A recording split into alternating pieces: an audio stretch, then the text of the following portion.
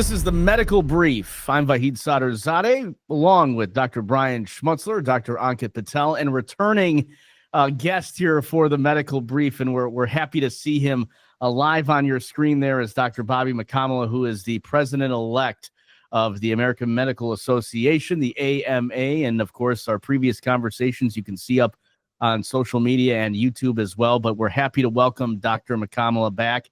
And on Surgeon. And on Surgeon, that's right. And you can, and we're so excited to welcome you back, Dr. Mukkamala, and happy to converse with you once again after our recent trip to Flint. Awesome. No, very, very glad to be here. Thank you guys for this follow-up conversation.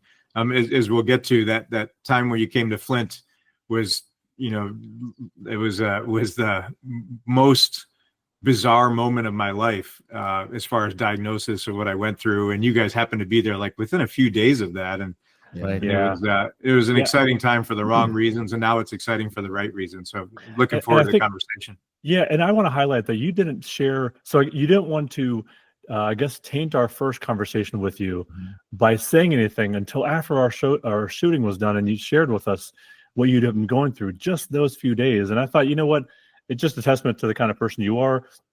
But I thought it's been about 4 or 5 months since we spoke, and I wanted to maybe give our audience and listeners a chance to hear what you kind of went through and what you're going through and how that shaped your vision and viewpoint of healthcare. And so just, I guess, take us from the beginning, take us from that moment, and then kind of your journey through it. Yeah, I think right before you guys came up to Flint to have that first conversation, we had what we call the interim meeting of the American Medical Association. And so that happened to be in Orlando. And I think probably the week before you guys came up here, I was down in Florida, in Orlando. And that's kind of an internal conversation, AMA members, the House of Delegates, the different sections within the AMA.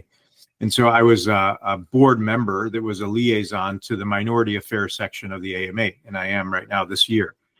And I was giving them an update about things that the AMA was up to, the board's perspective on several things, again, an internal conversation. And at the tail end of this maybe 5-minute update, I totally sort of had a mind fart, so to speak, right? And the words weren't coming out right. And everyone was like, dude, what are you talking about? And because it was an internal section that has watched me for more than a decade sort of speak and, elected me onto the board and then elected me as president-elect, they knew that it wasn't my typical language delivery, right? It wasn't my typical good speech. And so everyone thought I had a stroke. So I finished that speech, and then I went off to the Council on Medical Services, which was the other group I give an update to. And by the time I finished that one, which actually went okay, my phone's blowing up. And a guy in that room got a message from somebody else saying, hey, if Mukkamala is in there, make sure you don't let him leave. And I thought I said something wrong. Like I thought I was about to get punished for saying something about the American Medical Association. Well, no, the reason that the alarm was on was that everybody was trying to find me and said, keep him in one place. He's got to get checked out to make sure he didn't have a stroke. And so after that, they basically said, you got to go to the emergency room. There's a lot of people that think that you had an expressive aphasia. They thought it was a TIA, a stroke. Of course, my wife was there. And so we got in an Uber and went over to the first aid kind of department, like urgent care. What do you call that? Urgent care. Urgent care. Yeah.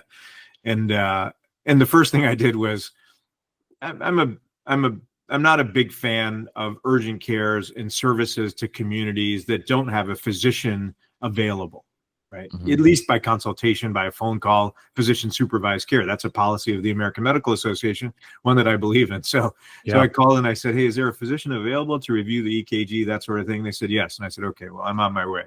And everything checked out fine. It was no evidence of a stroke. And they said, when you get home, get an MRI scan just to make sure it wasn't a stroke. And so I finished that meeting up. Everything went fine. Come home to Flint. That night, I have a neurosurgical colleague that's a good friend of mine who has an MRI scanner in his office. And he called his office and he said, hey, Mukkamala's coming over at about 8:30. Can you do the MRI of his brain? So I go in there and I get the MRI scan. And the tech was with me. And so she was, they didn't have the ability to put it on a CD or to email it to me. So I'm taking pictures with my WhatsApp app of the picture of the scan just to prove to my dad and my mom and everybody that I didn't have a stroke. Well, they started going through the pictures and there was no problem with the stroke, but there's a big ass tumor sitting in my left temporal lobe, right? 8-centimeter tumor. And it was just funny because the tech was like, oh, you got a deviated septum. And in my mind, I'm like, yeah, I got a deviated septum, but I got a big ass tumor too. Like if you didn't see this over here. So anyway, that's how I discovered it. And then it was immediately, I got my dad on the phone because he's a retired radiologist, and I showed him all the pictures. And then, the home was only about a 6-minute drive from the MRI scanner. So by the time I got home, my dad's still on the phone. He quickly realizes that this isn't me sharing a patient MRI to get his opinion, that he sees the name and he realizes it's me. Yeah. And he's, barely keeping calm. And my wife came into this room right here because it was literally a screen that I got my kids on the phone and my mom in India, my dad in India. And I just told everybody in that moment, I said, look, I've got some bad news. I've got a brain tumor. And the kids thought I was, pulling their leg, that I was just telling a joke. And Nita's looking at the picture on the phone. And my dad, of course, knows it's real. And then within 60 seconds, everybody knew that this wasn't a joke. This was legit. And I sort of, Nita was crying. My mom didn't know what was going on. She was bawling. And I kind of said, look, it is what it is. We need to move on to the next step, which is what are we going to do about it? And I call it kind of a Spock-like reaction to what was going on. And it's not ideal. I mean, acknowledging people's emotions and that sort of thing was certainly an important thing to do. I sort of skipped over that step and said, look, what do we need to do next? And then it became a conversation of, okay, we need to get neurosurgical consultations and we'll set all that up. And a long story short, within a week, I had online Zoom conversations kind of like this, telemedicine consultations with the top neurosurgeons recommended by all the colleagues across the country that I know that are in neurosurgery. And, my kids showed up within 24 hours. Literally, that was like the PM of the evening before. They were on a 6 a.m. flight and they came right to my following MRI because the first one was out without contrast, thinking it was a stroke. Once we saw the tumor, I got an MRI the next morning to see about, what is this? What kind of tumor is this? And that was with contrast. And while I'm there, they show up to the radiology place. They were here right away. And it was just navigating on a screen like this, all the different options. Do I get my surgery now? Do I get a biopsy to see what kind of receptors it had for maybe some chemotherapy so I could serve as president of the AMA without having my head cracked open to have this thing taken out? Just all these other options. But it became pretty clear that my family was like, you know what? Our priority is keeping you alive. The second priority is being a wonderful president of the American Medical Association and moving healthcare forward. But we want you alive even after that. So don't delay having this cancer removed just because you don't want to have your head cut open before you become president. So and that was their choice, and that was the reality. So we picked a place and had surgery. Happy to go into those details, but I know there's a lot to talk about. Yeah, it must have just been a very stressful week. And obviously you hosted us to come see you. We saw the love that your family showed because we met your son. Yeah, we met some of your other family members there. And so we saw the outpouring of love for you and the support. Tell us about what the next step was for you. After we saw you, it was kind of holiday times. And so getting into December, when did you actually have your procedure done? So the surgery was on December 13th, Friday the 13th, which usually freaks me out a little bit. I'm not super superstitious, but I'm good luck. It's good luck. Brain surgery on Friday the 13th, but it happened to be the day that the Mayo Clinic, Dr. Ian Parney is a neurosurgeon there that in those conversations with all these people on the screen and the different options, it was unanimous as soon as we finished that call that everybody in the room, which is my entire family, my parents came in from India by then, they all agreed that this is who we should have do the surgery. He does about 200 a year. And in my perspective, I may make it, I may not make it, I may make it, but not be functional. Whatever it is you guys decide, I'm fine.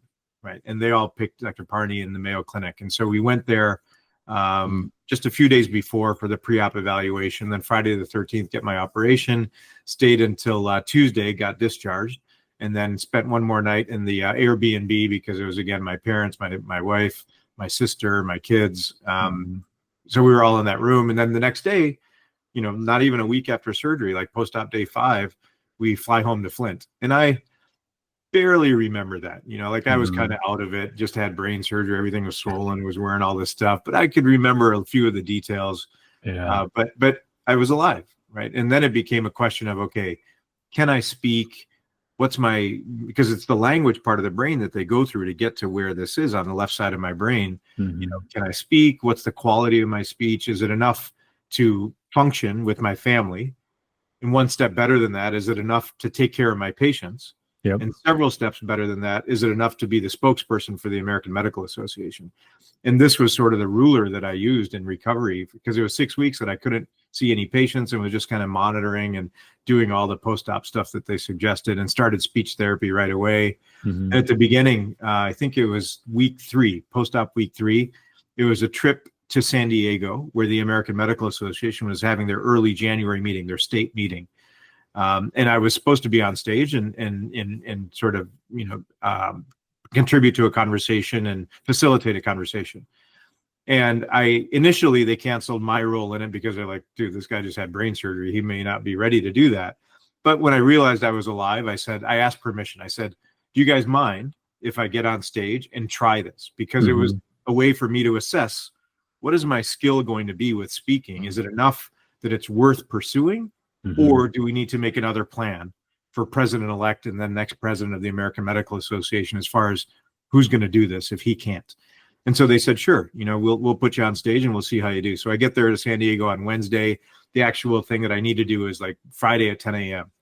So Wednesday night I get there and I practice from the podium in an empty room, and I sucked. Like I could barely even read. It was terrible. And I was like, oh crap, here we go.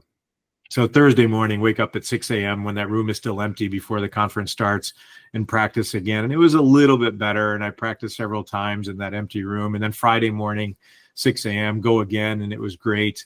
And then 10 a.m. was the actual thing. So 9 a.m., I'm in the audience waiting to get on stage. And I start reading the script again, and I could barely read it. And I'm like, oh gosh. And so then I went back to the hotel room, took a 20-minute nap, because I found that rest, as opposed to just pushing yourself too hard, was a good way to get the brain functional again. At least this was my theory. So I will go back to the hotel room and I take a 20-minute nap, and I get there right before I was supposed to be on stage. And I guess the outside report card grade that I got on that performance was solidly mediocre. And that was my goal, right? I wanted to be average. Yeah. Because if I was average 3 weeks post-op, then I had a little more confidence in what the surgeon said, which says this takes a year to heal. It'll continue to get better. And so being mediocre week 3, and then DC was the next trip, and that was week 6. And so I go to DC and I'm on stage with several lawmakers introducing them. And that was a solid A-. And so I went from a C to an A-, and then it kept improving with speech therapy. And so now I've got 25 trips on my schedule, and I've taken about a dozen since I was allowed to start traveling again. So life is good. I'm very thankful. Well, that's awesome to hear that. Yeah, and before Brian jumps in, because I know he's got a question, but Yeah. I do want to transition and ask you this question, Dr. Mukkamala, because as someone who's not a doctor, hearing about the AMA and this role that you're going to take, God willing, here in a few months, and you said in June, and we can talk about that part of it down the line. But is there anything that you learned as a patient? I was going to ask the same Yep. thing. How was it being a patient? Yeah. Is there anything you learned as a patient over the last few months that you're going to take with you and remember as you're taking over this, highly visible position, not only within the United States, but globally, as you transition into this role, just recently having this surgery? Oh yeah. I mean, it's the list of things that I've observed and reflected on is so long that this is what I would consider an amazing experience, considering for 25 years I practiced medicine in private practice, and that's plenty of experience to lend a good sense to being a president of something like the American Medical Association. But then on top of that, for the 6 months before I get inaugurated, to be neck deep in a life-threatening condition as a patient and navigating the system as a patient has to do, all the people we take care of have to do, that was amazing, right? It was such a learning experience. And so, I mean, just some subtle things that I learned. So things like prior authorization, right? The fact that, I, within a matter of weeks, got the 2 MRI scans, got the medicine I needed to keep the tumor from growing, and the steroids, and then consultations with the top neurosurgeons in the country on this particular diagnosis of astrocytoma, and then got it approved, and then got my medication approved. This is a the medication, because this turned out to be grade 2 cancer. I don't know if we talked about that yet or not, but Mm-mm. not grade 3 or 4. So because it's grade 2, because it's a particular mutation, it's amenable to a particular pill other than radiation and chemo. That pill has a bill of $260,000 a year. Right? Wow. And so Wow. the ability of some people to navigate that, I mean, it's difficult, period. Mhm. But my ability to get that approved was so much better than 99% of Americans in this country would have that ability. And so just things like that to navigate the healthcare system, this has been very educational. And, you know, honestly, I went to Catholic school my whole life. I grew up Hindu and went to the, you know, the Balavihar Hindu classes on the weekend. So I was just a confused kid when it comes to what's going on up there. And yet at this moment, when I think about access to care, knowledge from the patient's perspective about the system that we as physicians are trying to improve, like that couldn't have been planned any better by somebody up there that says, you know what, you've been through everything you need to be president, but we're going to push you a little harder. We're going to give you brain cancer. We're going to keep you alive, but we're going to have you navigate the system so you can see a little bit more about what it's like to be in the system before you become the face of the system in this country for a year, right? You can't plan it any better than that. Well, does it change your perspective of what your initiatives were, let's say in the summer of last year, going in and say, I'm going to be the president next year. Here are the top 3 or 4 things that I really want to tackle. Does it change any of those top 3 or 4 things for you? Yeah, I mean, I guess most of it has been reinforcing those things, right? Okay. Like, you know, when I think about the physicians that took care of me Mm-hmm. and what it takes to take care of me well versus the decreased reimbursement from the system that compensates them for that. I'm not Medicare eligible. I'm 50-some-year-old with a tumor, but if I was 65 and had the same brain cancer, all of a sudden it's a Medicare thing. Mm-hmm. And Medicare cut us by almost 3% this year, right? Again. And so to me, Again, that's yeah. such a disconnect between the people that are so close to the health of a patient, their doctor, Mm-hmm. and what they get compensated for doing their best to take care of the patient.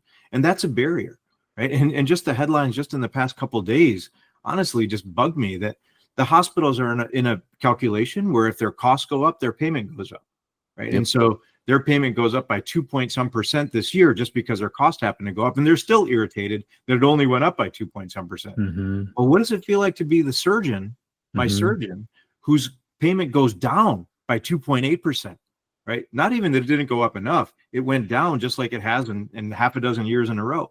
And so that's something that just reinforces to me that patient-physician connection and then the toll that the policymakers put on that connection, right? Mhm. Having to see more patients to be able to cover costs or to keep your practice owner happy, that's just a hassle, right? And then Mhm. things like prior authorization, like for my MRI scan, like for my $250,000 pill, those are a lot of things. But then there were some things that came up that weren't, you know, on my policy list, but became something after my surgery that was in the headlines, right? Like NIH funding. Yeah. Right? This is something that the current administration basically says, you know what? If nobody else pays more than 15% for the indirect cost of NIH labs and research, the government's not going to pay more than 15% either.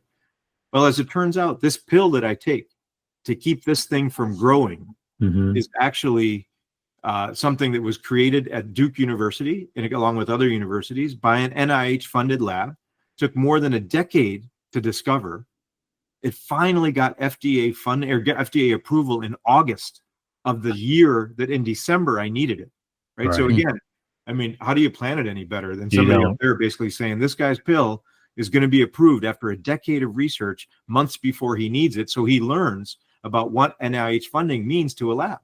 Because if that lab didn't have that funding in the year leading up to me needing that pill, I wouldn't have a medical choice right now, right? I'd be getting radiation instead of having this pill. And so these are the things that are new on my mind relative to the current administration and trying to cut costs for a country. But where does that get cut? The consequences of those cuts, as we see with NIH funding. So what were the sort of most difficult aspects? And I point to this because you talk about prior authorizations, and we're never kind to the insurance company. So I'd love to hear your experience with that. But so what were the worst most difficult aspects of trying to navigate this? And then what were the things that you were like pleasantly surprised, like, hey, this was way easier than I thought? Yeah, I would say that the only reason that any of it was easy is because of who I am and who I knew. Mm. You know what I mean? I don't think there's anything that is by definition easy to navigate in healthcare, right? And you talk to any physician who goes from being the doctor to a patient and just navigating their simple insurance eligibility and benefits is a difficult thing, right? I mean, you look at the PDF file that we get from an insurance company on this is what you can do, this is what you can't do, this is this copay, this is that copay. It's just so darn complicated. Right? And so by again, design, I assume. pardon? And if By design, they make it that way intentionally, so that we don't know what we're dealing with. And if you're not who you are and who you know, Yeah. then what does that leave for the rest of the general American public who doesn't know those people, who doesn't know their way around medicine, who doesn't, know the doctors and the physicians? Where does that leave everybody else? And maybe is that something that you would look to kind of implement or to kind of change when you are the head of the AMA? Oh, 100%. Yep. I mean, so I tell many people in any story, anytime, anyone wants to talk to me about this, that what I went through versus what any neighbor of mine on either side of my home in Flint, Michigan would go through is dramatically different, right? I mean, just the fact that we have a physician shortage in this country, right? We're 80,000 physicians short within this decade, even more than that. And that's everything from pediatricians to neurosurgeons. You know what I mean? And so for those people, my neighbors, to have access to somebody that's even remotely comfortable doing a 12-hour awake craniotomy to remove an astrocytoma is just so limited, right? And that's just the physical aspect of it, right? If that person had a mental health issue, right, or a substance use disorder issue, trying to navigate a healthcare system to get access to care for something like that, total end of the health spectrum, right? It's not a brain tumor, it's a mental health issue, still brain related, but not because of an 8-centimeter mass, but because of a mental health issue. Navigating the system to get care for that, whether that's a substance use disorder, whether that's depression. And honestly, what I've observed is that if there isn't revenue to be generated by a diagnosis and treatment of that diagnosis, like by a hospital system, by a pharmaceutical company, it doesn't get the attention it needs in our country. Right? And that's a problem, right? And as president of the American Medical Association, that's something that I've been pointing out and will continue to point out. I never see a billboard on I-75, which is right through Flint, Michigan, about depression. Call us for help with that depression. Yeah. But I see limitless billboards about hernia. Call us to get your hernia fixed. Back pain. Yeah, back pain, anything like that. So that's a problem in our country, right? And I think that we need to do better. And I'm looking forward to, if the administration or whoever happens to be in those positions, to be able to take care of this.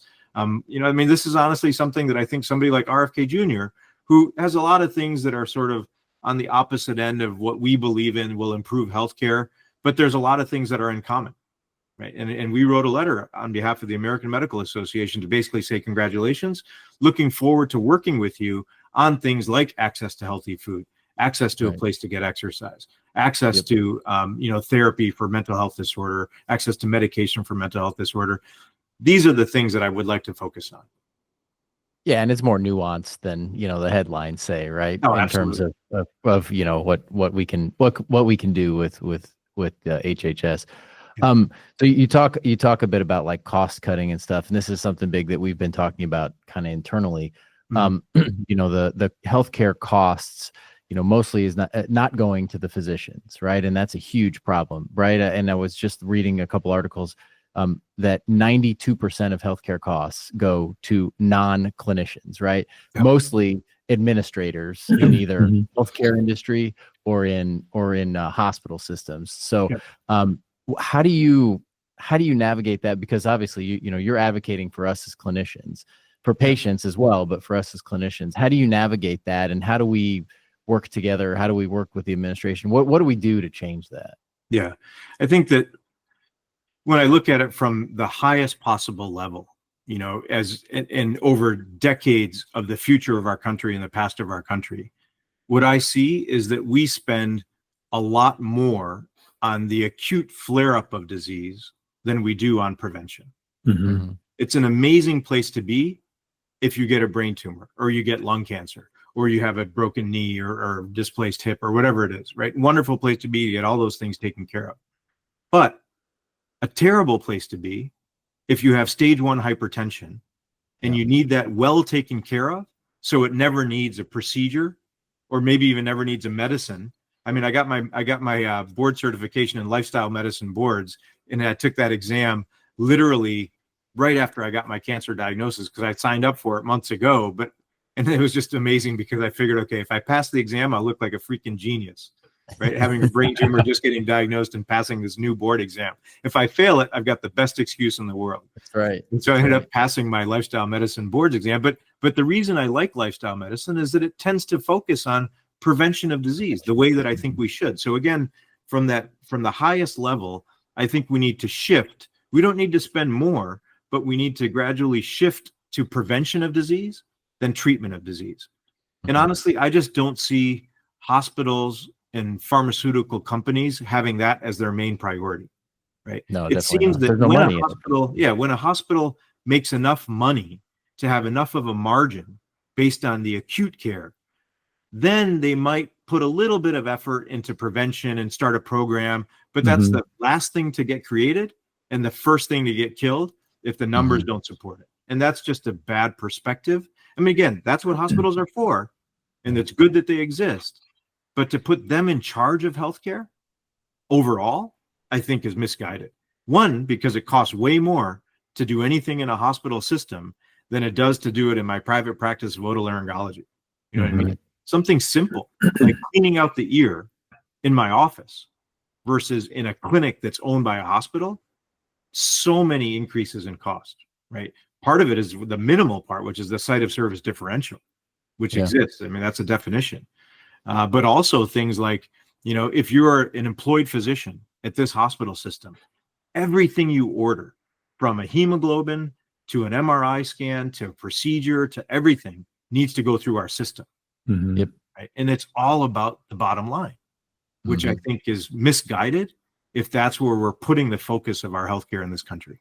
Well, we put a lot of burden on the primary care of the United States, right? So the primary care providers, they're tasked to see 30, 40 patients a day.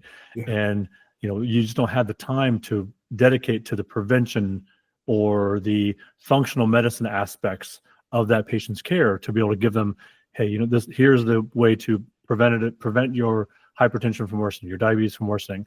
You're kind of on the strict timeline. So I think we've put this burden on primary care. The reimbursement's not there for, medical students to want to go into primary care, unfortunately. So I think that it's just a vicious cycle, unfortunately, for us.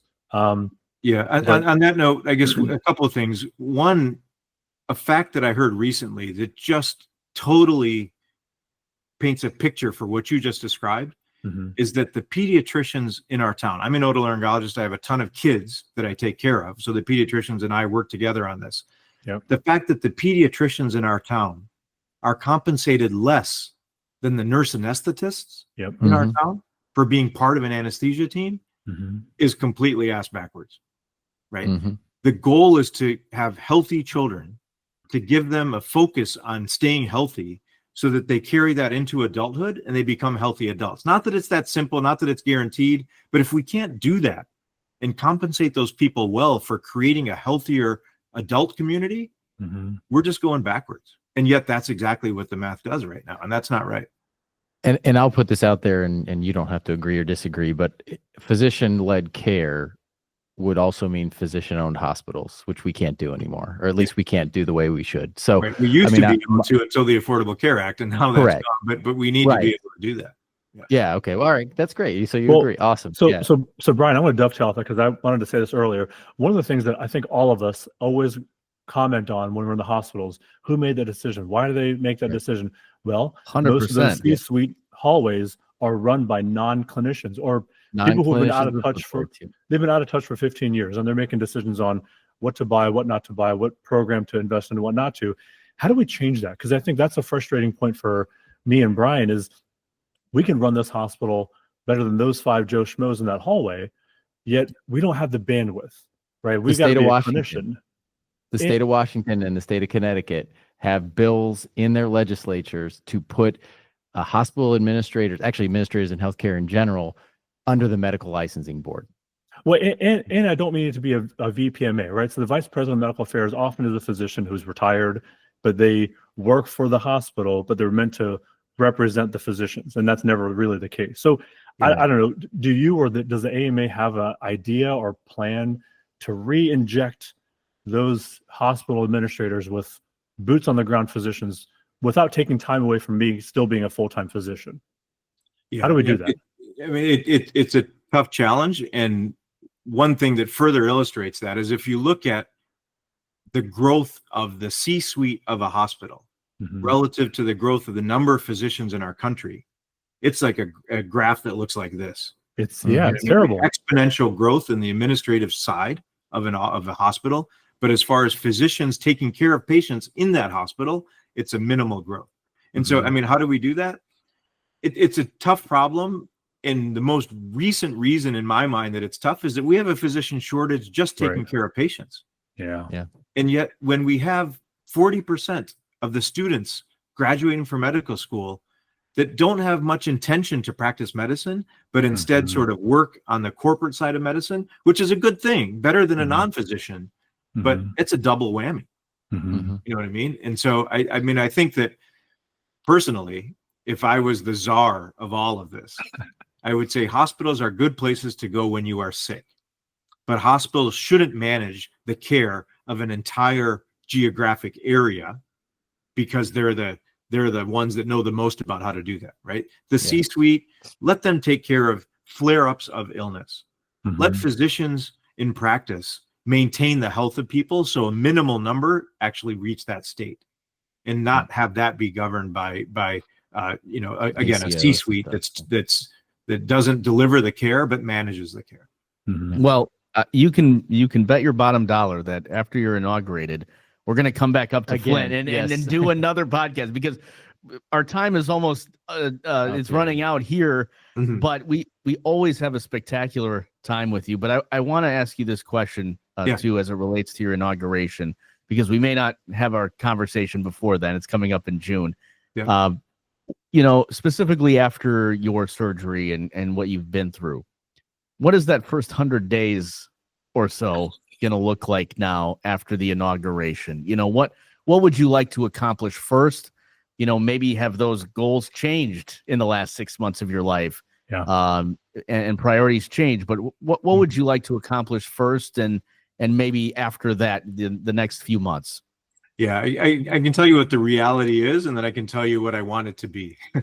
The reality is the first month tends to be a celebration because there's a lot of people that really are enjoying the fact that somebody they know, somebody of the common descent being Indian, somebody that's an otolaryngologist like they are, somebody that's a Michigander like they are, there's a similarity that they want to celebrate. So I can see the entire month of June being celebration after celebration, and that's all fine. I totally agree with them about realizing what's been accomplished, and I happen to be riding the pony in this part of the race. That's all fine.